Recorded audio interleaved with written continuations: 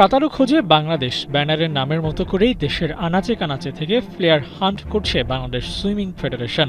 খুঁজে এনেছে আগামীর সেরা সাঁতারুদের, খুঁজেই ক্ষান্ত হয়নি ফেডারেশন, ওদের দেখভালের দায়িত্বও নিয়েছে তারা।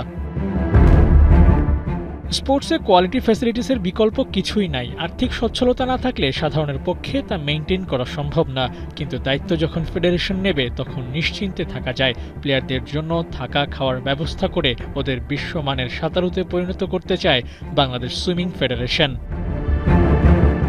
সাঁতারু খোঁজার প্রথম পর্বে ৬৪ জেলার ১৫টি ভেন্যুতে ২০৮৯ জন সাঁতারু খুঁজে পায় বাংলাদেশ। বাছাই পর্ব পার করে সংখ্যাটা গিয়ে দাঁড়ায় ৬৩০। ৪৯৩ জন বালক, ১৩৭ জন বালিকার একটা স্লট খুঁজে পায় বাংলাদেশ সুইমিং ফেডারেশন। সেখান থেকে ১০ দলে ভাগ হয়ে মিরপুরের সুইমিং কমপ্লেক্সে ১৫ জুলাই থেকে ৫ নভেম্বর পর্যন্ত চলে বিশেষ এক ক্যাম্প। সাঁতারু বাছাইয়ের প্রক্রিয়াও শেষ হয় মিড নভেম্বরে। ৪৭ জন বালক, ২৩ জন বালিকা নিয়ে শেষ হয় এই ক্যাম্প।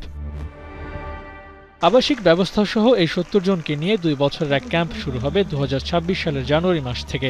দীর্ঘমেয়াদী এমন পরিকল্পনার জন্য ধন্যবাদ পেতেই পারে বাংলাদেশ সুইমিং ফেডারেশন।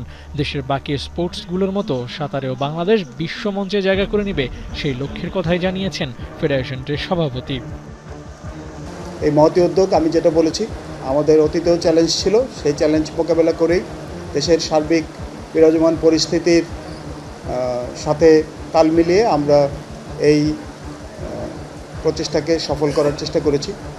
এবং ভবিষ্যতের যে চ্যালেঞ্জ, আমি মূল চ্যালেঞ্জটা বলেছি তহবিল সংগ্রহ, সেটাকেও আমরা ইনশাল্লাহ চেষ্টা করব সবার সহযোগিতা নিয়ে সফলভাবে যাতে আমরা সমাপ্ত করতে পারি। ২ বছর একটা দীর্ঘ সময়, ২ বছরে অনেক খরচ হবে, তবে আমরা সবাই যদি আন্তরিক থাকি এবং আমরা যদি কয়েকজন ভালো পৃষ্ঠপোষক জোগাড় করতে পারি, তাহলে আমার বিশ্বাস আমরা এটা সফলভাবে শেষ করতে পারব। তৃতীয় পর্বের ক্যাম্পে যারা পাস মার্ক পাবে তাদের জন্য রয়েছে সুখবর।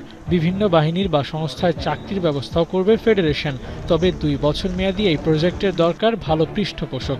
সহসভাপতি গোলাম মোহাম্মদ আলমগীর ও কার্যনির্বাহী কমিটির প্রস্তাবকে সামনে এনে সভাপতি বলেন, ভালো প্রশিক্ষক দরকার আমাদের।